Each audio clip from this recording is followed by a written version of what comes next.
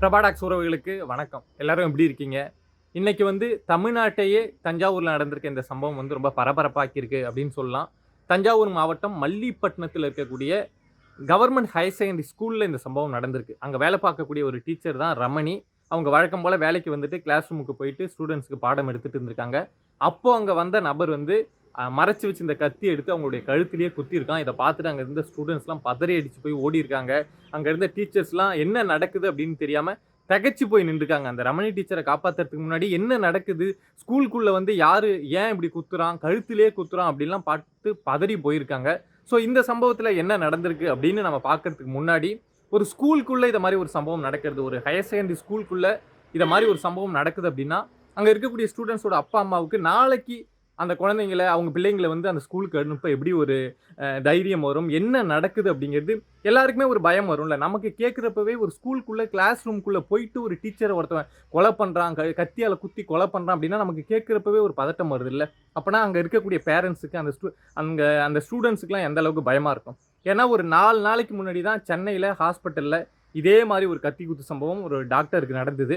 But அந்த doctor வந்து இப்போ ரெக்கவர் ஆயிட்டு வீட்டுக்கே போயிட்டார். நல்லபடியா உயிர் பிழைச்சுட்டார், பிரச்சனை இல்ல. பட் இந்த டீச்சர் ரமணி டீச்சர் வந்து இறந்து போயிருக்காங்க அப்படிங்கிறது தான் வருத்தத்துக்குரிய செய்தி. இந்த கத்தியால குத்துனான்ல, அந்த நபர் தப்பிச்சு ஓடுனான்ல, அவன் பேர் வந்து மதன். அவன புடிச்சு போலீஸ் வந்து விசாரிக்கிறப்போ, ஏன்னா ஒரு ஸ்கூல் காம்பவுண்டுக்குள்ள வந்துட்டு ஒருத்தவங்கள குத்திட்டு போயிட முடியாது. அதுவும் இல்லாம அந்த ஃபேஸ், அந்த மதனுடைய ஃபேஸ்ங்கிறது எல்லாருக்கும் தெரிஞ்ச ஒரு ஃபேஸ் தான் அப்படிங்கிறதுனால, ஈஸியா போலீஸ் வந்து கைது பண்ணிட்டாங்க. கைது பண்ணி விசாரிக்கிறப்போ என்ன உண்மை தெரிய வந்திருக்கு அப்படின்னா, அந்த ரமணி அப்படிங்கிற டீச்சர் வந்து அந்த மல்லிப்பட்டினத்துக்கு பக்கத்துல இருக்கக்கூடிய சின்னமனை அப்படின்னு சொல்லக்கூடிய ஒரு கிராமத்த சேர்ந்தவங்க. அவங்களுக்கும் மதனுக்கும் இடையில வந்து பழக்கம் அப்படிங்கிறது இருந்திருக்கு. இதிலேயே 2 ஸ்டோரி சொல்லப்படுது. ஒண்ணு வந்து அந்த ரமணி டீச்சருக்கும் இந்த மதனுக்கும் இடையில ஓரளவுக்கு பழக்கம் அப்படிங்கிறது இருந்திருக்கு. பட் ஒரு காலத்துக்கு அப்புறம் 2 பேத்துக்கும் இடையில வந்து கருத்து வேறுபாடு ஏற்பட்டு, அவங்க வந்து ரமணி வந்து இந்த மதன்ட்ட பேசுறத நிறுத்தியிருக்காங்க.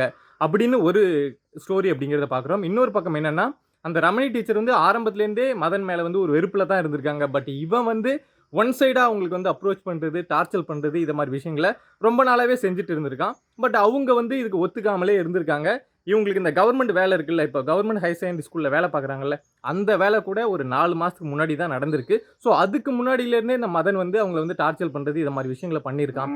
ஒண்ணு வந்து 2 பேரும் பழகுனாங்க, பழகி பிரிஞ்சுட்டாங்க அப்படிங்கிறது ஒரு ஸ்டோரி. இன்னொரு ஸ்டோரி வந்து இவன் ஒன் சைடா டார்ச்சர் பண்ணான் அப்படிங்கிறது. எந்த ஸ்டோரி எப்படி இருந்தாலும், இப்போ ரீசென்ட்டா என்ன நடந்திருக்கு அப்படின்னா, மதன் வந்து அவங்களுடைய ஃபேமிலி எல்லாரையுமே கூப்பிட்டுக்கிட்டு, ரமணி வீட்டுக்கு வந்து போயிட்டு பொண்ணு பார்க்குற ஒரு அந்த படலம் மாரியே கிளம்பி போயிட்டு, அவங்க வீட்டுக்கு போயிருக்கான். பட் ரமணியோட அப்பா, அம்மாவும் சரி, ரமணியும் சரி, எங்களுக்கு இந்த கல்யாணத்தில விருப்பம் கிடையாது அப்படின்னு சொல்லிட்டு மதன திருப்பி அனுப்பிச்சுட்டாங்க.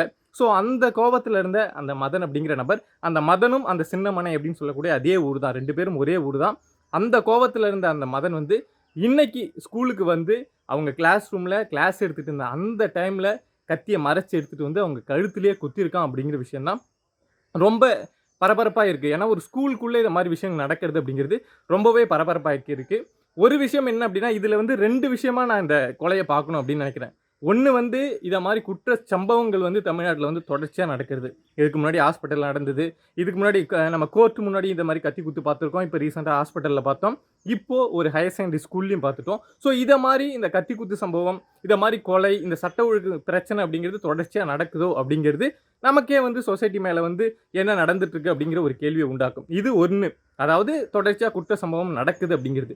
இன்னொரு விஷயம் என்ன அப்படின்னா, அந்த நபர் அவங்கள வந்து ஏதோ செய்யணும் அப்படின்னு முடிவு பண்ணிட்டான் அப்படின்னா, அவன் எங்க வேணாலும் அதுக்கான இடத்த சூஸ் பண்ணியிருக்கலாம். அவன் அதே ஊர் தான். அவங்க எப்படியா வருவாங்க, அவங்க வீடு எது எல்லாமே அவனுக்கு தெரிஞ்சிருக்கும்.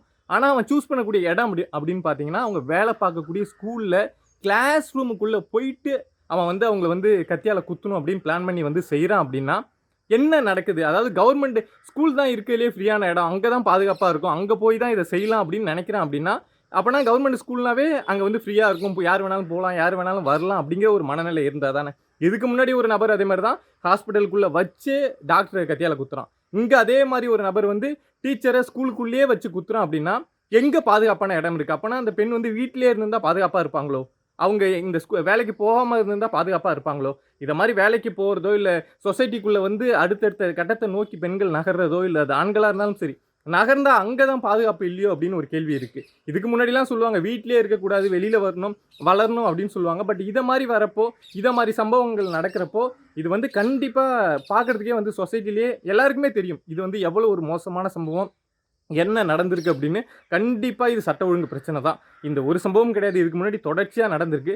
பட் இந்த சம்பவத்தை அவ்வளோ ஈஸியாக கடந்து போயிட முடியாது அப்படிங்கிறது தான் எல்லாருடைய எண்ணமும். ஒரு டீச்சர் ஒரு கிளாஸ் ரூமில் வச்சு கொல்லப்படுறாங்க, அதை எல்லா மாணவர்களும் பார்க்குறாங்க அப்படின்னா, நாளைக்கு அதே கிளாஸ் ரூமில் எந்த ஸ்டூடெண்ட் போயிட்டு உட்காந்து அங்கே பாடம் எடுக்கிறத கவனிப்பாங்க, எந்த டீச்சர் வந்து அதே ஸ்டேஜில் போய் நின்று திரும்ப பாடம் எடுக்க தயாராக இருப்பாங்க அப்படிங்கிறதுலாம் 1000 கேள்வி இருக்குது. கண்டிப்பாக இதெல்லாம் சரி செய்ய வேண்டிய விஷயம் அப்படின்னா உடனடியாக சரி செய்யணும். இதை கூட சரி செய்யலை அப்படின்னா, ஏன்னா ஸ்கூல் அங்கே தான் ஒரு பேசிக்கே உருவாகுது. ஒரு சொசைட்டிக்கான பேஸ் எங்கே கிரியேட் ஆகுது அப்படின்னா ஒரு ஸ்கூலில் தான் கிரியேட் ஆகும். ஸோ அங்கேயே இதை மாதிரி பிரச்சனை நடக்குது அப்படின்னா கண்டிப்பாக இது வந்து கொஸ்டினபிள் விஷயம். எல்லாருமே இது சம்மந்தமாக கொஸ்டின் ரைஸ் பண்ணணும். இது மாதிரி விஷயங்கள் வந்து இனிமேல் நடக்காமல் இருக்கணும். ஏன்னா தொடர்ச்சியாக நடக்கிறப்போ நாங்கள் அடுத்த டைம் சரி செய்கிறோம் அப்படின்னு ஒரு வாய்ஸ் வருது தவிர, பட் சரி செஞ்ச பாடு இல்லை. இதுக்கு பேச வேண்டிய ஆள் முக்கியமாக பேசணும் அப்படின்னா எஜுகேஷன் மினிஸ்டர் அன்பில் மகேஷ் அவர்கள் தான் பேசணும். வழக்கம் மாதிரி இதுக்கு முன்னாடி அதை பற்றி பேசினா ஆக்சுவலாக கோவம் தான் வருது. இதுக்கு முன்னாடி நிறைய விஷயங்களை பேசியிருக்காரு, இனிமேல் நடக்காது அப்படி இப்படின்னு பேசுகிறார். இந்த விஷயத்தில் என்ன சொல்கிறார் அப்படின்னா, இந்த விஷயத்தெல்லாம் நாங்கள் சகிச்சுக்கிட்டு இருக்க மாட்டோம் அப்படின்னு சொல்கிறார். சகிச்சுக்கிட்டு இருக்க மாட்டீங்க அப்படின்னு நீங்கள் சொல்லிட்டீங்க, அப்புறம் அதே மாதிரி எங்களுக்கு இந்த விஷயத்தை நாங்கள் கண்டிக்கிறோம் அப்படின்னு சொல்கிறார். யாரை கண்டிக்கிறீங்க, யாரை சகிச்சுக்கிட்டு இருக்க மாட்டீங்க அப்படின்னு தெரியல. ஏன்னா நடவடிக்கை எடுக்க வேண்டியது அவங்க, நடவடிக்கையை பாதுகாப்பாக வச்சிருக்க வேண்டியது, இதை மாதிரி விஷயங்களை பாதுகாப்பாக நடத்த வேண்டியது அவங்க. பட் அவங்களும் இதை செய்யாமல் அவங்களும் கூட்டமாக சேர்ந்துக்கிட்டு இதை வந்து கண்டிக்கிறோம், இதை மாதிரி விஷயங்களை சகிச்சுட்டு இருக்க மாட்டோம், ரமணியோட அப்பா அம்மாவுக்கு எங்களுடைய பெரிய வருத்தத்தை தெரிவிச்சுக்கிறோம் அப்படின்னு சொல்கிறாங்க. இந்த வருத்தம், இந்த சகிப்பு இதெல்லாம் அவங்க பார்த்துப்பாங்க. அவங்களுக்கு கூட இருக்கிறவங்க அந்த கஷ்டம் அவங்க அப்பா அம்மா பட தான் போகிறாங்க. பட் இன்னொரு அப்பா அம்மா இதை மாதிரி கஷ்டப்படாமல் பார்த்துப்பீங்களா?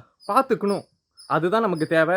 ஸோ இந்த விஷயங்களை வந்து நம்ம கடந்து போயிட்டோம் அப்படின்னா, எப்பொழுதும் போல் யூஸ்வலாக எல்லா விஷயம் மாதிரி கடந்து போயிட்டோம் அப்படின்னா அடுத்த விஷயமும் நடக்கும். அடுத்த விஷயத்துக்கும் ஒரு கண்டன அறிக்கையை வந்து ஒரு எக்ஸ் பேஜ்லேயோ இல்லை ஏதோ ஒரு சோஷியல் மீடியாவில் போட்டுட்டு போயிடுவாங்க. நமக்கு அது தேவையில்லை. இனிமேல் இதை மாதிரி சம்பவங்கள் நடக்காமல் இருக்கணும். அதுக்கு உங்களுடைய வாய்ஸை வந்து கண்டிப்பாக அவுட் பண்ணுங்கள். நிறைய பேர் வந்து இதை பற்றி பேசுங்க. அப்போ தான் அடுத்தது ஒரு சம்பவம் நடக்கக்கூடாது அப்படிங்கிற பயம் வந்து இங்கே இருக்கக்கூடிய எஜுகேஷன் மினிஸ்டருக்கும் சரி, இங்கே இருக்கக்கூடிய காவல்துறைக்கும் சரி, இங்கே இருக்கக்கூடிய நபர்களுக்கு அது வரும் அப்படிங்கிறது தான் என்னுடைய விஷயம். இந்த விஷயம் நடந்துடுச்சு, அது வருத்தத்துக்குரிய விஷயம். அதுக்கு நம்ம எதுவுமே பண்ண முடியாது. அவனை வந்து இனிமேல் நம்ம தூக்குலேயே போட்டாலும் ரமணி திரும்ப போகிறது கிடையாது. ஆனால் அடுத்த சம்பவம் இதை மாதிரி நடக்காமல் இருக்கணும் அப்படின்னா அதுக்கு நம்மலாம் வாய்ஸ் அவுட் பண்ண வேண்டியது ரொம்பவே முக்கியம். வாய்ஸ் அவுட் பண்ணுங்கள், மறந்துடாதீங்க. சப்ஸ்கிரைப் பண்ணி சப்போர்ட் பண்ணுங்கள். நன்றி.